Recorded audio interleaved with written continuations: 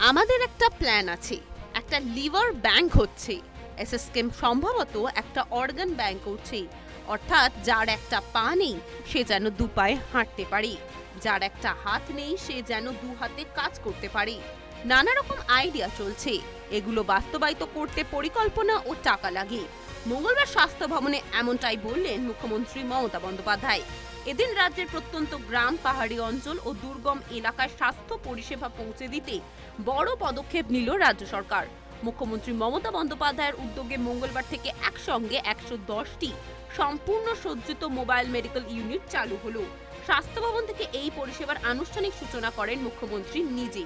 প্রত্যেকটি ভ্যানে আধুনিক যন্ত্রপাতি, প্রাথমিক চিকিৎসা সামগ্রী, ওষুধ, রক্তচাপ ও শর্করা মাপার মেশিন, এমনকি ইসিজি করার ব্যবস্থাও থাকবে। ডাক্তার, নার্স ও টেকনিশিয়ান থাকবেন প্রতিটি ইউনিটে। মুখ্যমন্ত্রী জানান, দলের রাজ্যসভা সাংসদদের উন্নয়ন তহবিল থেকে প্রায় ৮৪ কোটি টাকা ব্যয়ে মোট ২১০টি ভ্যান প্রস্তুত করা হয়েছে, যার মধ্যে প্রথম পর্যায়ে ১১০টির উদ্বোধন করা হলো।